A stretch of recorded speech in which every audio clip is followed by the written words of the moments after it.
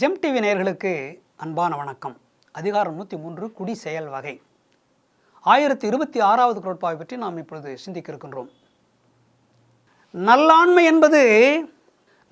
என்பது ஒருவருக்கு தான் பிறந்த இல்லாண்மை ஆக்கிக் கொள்ள. நல்ல ஆண்மை என்பது ஒருவருக்கு தான் பிறந்த இல்லாண்மை ஆக்கிக் கொள்ளல். நல்லாண்மை என்பது ஒருவருக்கு தான் பிறந்த இல்லாண்மை ஆக்கிக் கொள்ளல். நல்ல ஆண்மை என்பது ஒருவருக்கு தான் பிறந்த இல்லாண்மை ஆக்கிக் கொள்ளல். ஆண்மகன் ஆண்மை உள்ளவன், ஆண்மை இருக்க வேண்டும், ஆளும் தன்மை இருக்க வேண்டும், ஆட்சி செய்கின்ற திறமை இருக்க வேண்டும். ஆட்சியாளர்களுக்கு குடும்பத்தை ஆட்சி செய்கின்ற தகுதி இருக்க வேண்டும் குடும்பத் தலைவனுக்கு. அப்படி குடும்பத் தலைவனுக்கு ஆளும் தன்மை இருந்தால் ஆண்மகன். குடும்பத்தை நடத்தக்கூடிய தகுதி இல்லை என்றால் அவனை ஆண்மகன் என்று சொல்ல முடியாது. ஆண்மகன் என்றால் நல்ல ஆண்மை உடையவன் என்றால் குடும்பத்தை நல்ல வழியிலே நடத்தி சென்று குடும்பத்தை உயர்த்தக்கூடிய ஒரு சக்தி, ஒரு ஆளுமை தன்மை, திறமை ஒருவனிடத்தில் இருந்தால் அவன் தான் நல்ல ஆண்மை உடையவன். நல்லாண்மை, இல்லாண்மை, குடியாண்மை, தாளாண்மை, வேளாண்மை என்று பல ஆண்மைகள் இருக்கின்றன. வேல் எறிவதிலே ஆண்மை இருந்தால் வேளாண்மை, தாளாண்மை உழைப்பதிலே திறமை இருந்தால் தாளாண்மை உள்ளவன், சோம்பேறித்தனத்திலே நிறைய ஆசை இருந்தால் அவனுக்கு மடியாண்மை உடையவன் என்று பொருள். மடின சோம்பல், நிறைய எப்பவுமே தூங்கத்திலே ஆசை இருந்தால் அவனுக்கு மடியாண்மை உள்ளவன் என்று திருவள்ளுவர் சொல்லுகின்றார். அவனுக்கு பெயர். அறிவு மோசமான அறிவு, தீய அறிவு தான் இருக்கும், அவன்கிட்ட நல்ல அறிவே இருக்காது. புல்லறிவாண்மைன்னு சொல்லுவார். புல்லறிவாண்மை உடையவன் அவன். திருடுகின்ற புத்தி உடையவனுக்கு நல்ல திறமை இருக்கிறது திருடுவதிலே. அவனுக்கு என்ன பெயர் வைத்திருக்கிறார் தெரியுமா திருவள்ளுவர்? கள்ளாண்மை.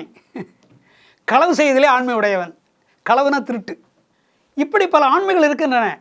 நல்ல அறிவு இல்லாதவன் கூட அந்த புல்லறிவாண்மை என்று சொல்லுவார். திருடனுக்கு கள்ளறிவாண்மை என்று சொல்வார். நல்ல ஆளுகின்ற குடும்பத்தை ஆளுகின்ற உள்ளவனுக்கு நல்ல ஆண்மை உடையவன் என்று சொல்வார். குடியாண்மை என்று சொன்னால் குடும்பத்தை உயர்த்தக்கூடியதிலே அவனுக்கு வல்லவன், அவன் குடியாண்மை உடையவன். ஒரு மனிதன் தன் குடும்பத்தை உயர்த்துவதற்குரிய ஆண்மையை அவன் வளர்த்துக்கொள்ள வேண்டும். குடும்பத்தை உயர்த்தக்கூடிய வழிவகைகளை தெரிந்து கொண்டிருப்பவன் குடியாண்மை மிக்கவன்.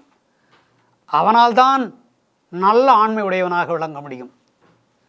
குடும்பத்தை உயர்த்துவதற்கு தன்னை தயார்படுத்தி கொண்டு தன்னுடைய அறிவையும் ஆற்றலையும் தன்னுடைய நேரத்தையும் அதற்காகவே ஒதுக்கி குடும்பத்தின் வளர்ச்சிக்காகவே சிந்தித்து செயலாற்றக்கூடிய ஒரு மனிதன், ஒரு தலைவன், குடும்ப தலைவன் குடியாண்மை மிக்கவன், நல்ல ஆண்மை மிக்கவன் என்று சொல்லுகின்றார். நல்லாண்மை என்பது ஒருவருக்கு தான் பிறந்த இல்லாண்மை ஆக்கிக் கொள்ளல். இந்த குடும்பத்திலே பிறந்த நீ இந்த குடும்பத்தினுடைய வளர்ச்சிக்கு மிக சிறப்பான குடும்பம் என்று சொல்லுகின்ற அளவுக்கு இதை முன்னேற்றத்திற்கு இந்த குடும்பத்தை கொண்டு வந்தால் நீ நல்ல ஆண்மை உடையவன் என்று திருவள்ளுவர் சொல்லுகின்றார். அப்படி செய்ய முடியவில்லை என்றால் நீ நல்ல ஆண்மை உடையவன் அல்ல. குடியாண்மையில் வந்த குற்றம் ஒருவன் மடியாண்மை மாற்றக்கிடும் என்று சொல்வார் ஒரு இடத்திலே. உன் குடும்பம் விழுந்து கிடக்கிறது, அதற்கு காரணம் உன்னுடைய சோம்பல்தனம், சோம்பேறித்தனம், தூங்குவது, வெட்டி பேச்சு பேசுவது, உழைக்காமல் இருப்பது, எந்த நேரமும் சோம்பலிலே கொட்டாவிட்டு கொண்டிருப்பது. இப்படிப்பட்ட சூழ்நிலையிலே இருந்தால் மடியாண்மை என்று பெயர் இதற்கு.